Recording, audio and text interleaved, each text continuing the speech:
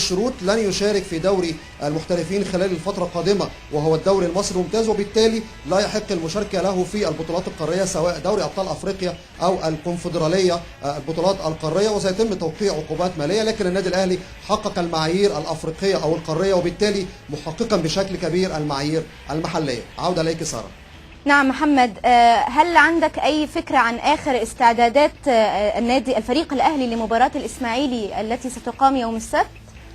يمكن خلاص 48 ساعة ومباراة الأهلي والإسماعيلي تنطلق في ختام مباريات الجولة الأولى من مباريات الدوري العام، وجماهير النادي الأهلي لديها تشوق لرؤية فريق النادي الأهلي خلال الساعات القادمة، وجماهير النادي الأهلي تكون حزينة نوعا ما إذا تغيبت مباريات النادي الأهلي سواء المحلية أو القارية، لكن الاستعدادات الفنية تسير بشكل جيد. غدا التدريب الرئيسي والنهائي قبل انطلاق مباراة الإسماعيلي، وبعد مباشرة الكابتن حسام البدري المدير الفني نتمنى له كل التوفيق إن شاء الله في أولى مبارياته مع النادي الأهلي يختار قائمة المباراة سواء 18 لاعب القائمة الأساسية أو من الممكن أن يضيف لاعب أو اثنين لينضموا في معسكر مغلق ليلة المباراة، ويتم عقد محاضرات نظرية واستعداد خاص لمباراة الإسماعيلي والمقرر إقامتها إن شاء الله في 9 من مساء السبت على استاد بتروسبورت. سارة.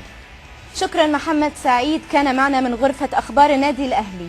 ونرجع مرة تانية للأستاذ كريم رمزي مدير تحرير موقع يلا كورة.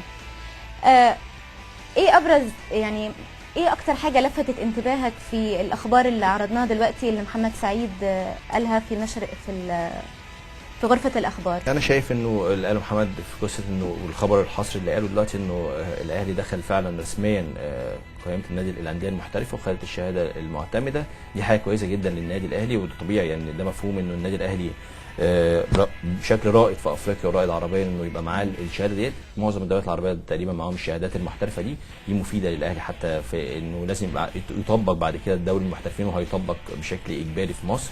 لازم يكون الانديه كلها عندها الشهادات المحترفه ديت افريقيا حتى ودوليا. تخاطبات النادي الاهلي مع الكاف او مع الفيفا بشكل او باخر، يعني دي مهم ان هو يعرفوا ان هو بيتعاملوا مع نادي واخد الشهاده الدوليه المحترفه.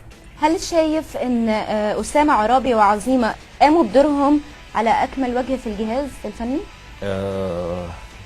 بصي هكلمك احقاقا الحق، يعني مارتن يول نفسه لما طلع اتكلم على ان الجهاز الفني المعاون ما كانش بيساعده بالشكل الامثل. هم نفسهم ما كانوش مقتنعين جدا بمارتن يول. انا اظن ان الكيمستري او العلاقه بين الاثنين ما كانتش عظيمه جدا. انا ما شفناهمش دور شايفه كان عظيم في الجهاز الفني للنادي الاهلي. كابتن اسامه عرابي لاعب له تاريخ عظيم جدا مع النادي الاهلي، ولاعب كان في منتهى الاحترام والاخلاق. كمان اشتغل مع كابتن حسام البدري في فتره من الفترات، ما اقدرش الوم عليه كتير في الفتره دي. كنت بس لو ليا لوم على الكابتن اسامه عرابي او نقد يعني تقبله صراحه، كانت تصريحاته احيانا ما بترضيش جماهير النادي الاهلي، وكان احيانا بتبقى سريعه بعد المباريات، فممكن ما تبقاش الامثل. تصريحات زي ايه؟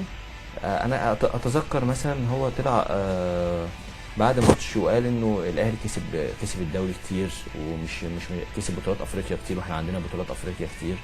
دي بالنسبه لجماهير النادي الاهلي دي ممكن تزعلوا مني، لان جماهير الاهلي طول الوقت مستنيه البطولات في كل الاوقات.